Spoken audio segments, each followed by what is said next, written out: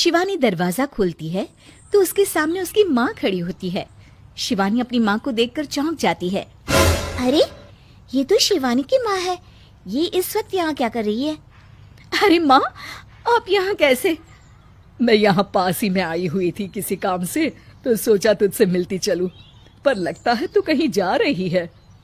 और बेटा, तू रो क्यों रही है? क्या बात है? नहीं माँ, कुछ नहीं, तुम आओ ना अंदर। शिवानी की माँ उसकी सास से मिलती है। नमस्ते बहन जी, कैसी हैं आप? ये आपके लिए कुछ उपहार लाई हूँ। शादी में तो कुछ करने का मौका ही नहीं मिला, तो सोचा दिल की इच्छा ऐसे ही पूरी कर लूं।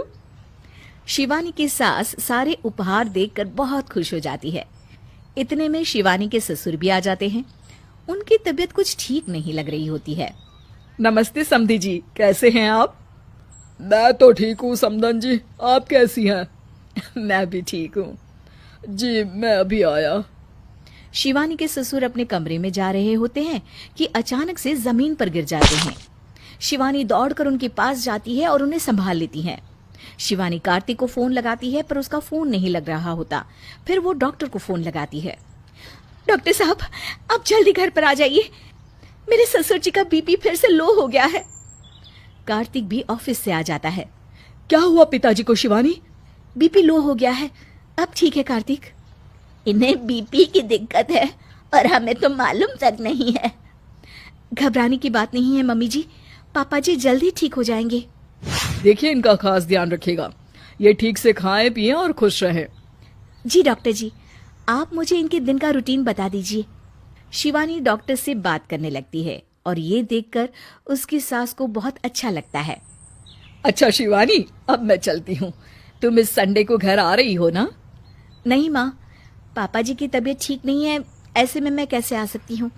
फिर कभी प्लान बना लेंगे मंदिर घूमने का। सास शिवानी और उसकी माँ की बातें सुन रही होती है और उसे ये सुनकर खुशी होती है कि उसकी बहू कितनी जिम्मेदार है। शिवानी अपने ससुर की बहुत सेवा करती है, उन्हें वक्त पर दवाई देती है, उन्हें सैर पर ले जाती है। कुछ दिनों के बाद डॉक्टर फिर से चेकअप के लिए आते हैं। अब इनका बीपी नॉर्मल है, आप लोगों ने बहुत अच्छे से ख्याल रखा है इनका। शिवानी अपना सामान बांध रही होती है। कहीं जा रही हो क्या तुम शिवानी? हाँ, जा रही हूँ, ये घर छोड़कर। अरे कैसी बात कर रही हो शिवानी? देखिए कार्तिक, ये फैसला मैंने बहुत पहले ही ले लिया था, पर पापा जी की तबीयत खराब हो गई तो उनकी सेवा करना मेरा फर्ज था।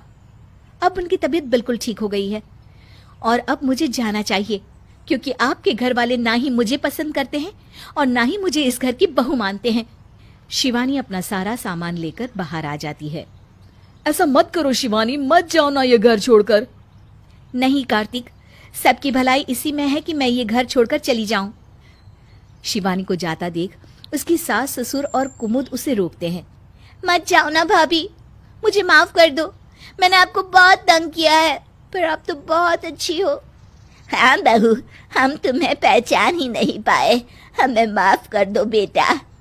दहेज के लालच ने हमें अंधा कर दिया था बहू, हमने तुम्हारे गुणों को देखा ही नहीं। देखो शिवानी, अब तो सभी ने तुमसे माफी मांग ली है, अब तो मत जाओ। ठीक है, मैं कहीं नहीं जाऊंगी, यहीं रहूंगी बस। शिवानी के इस फैसले से सब खुश हो जाते हैं और अब वे एक सुखी परिवार की तरह अपना जीवन बिताते हैं।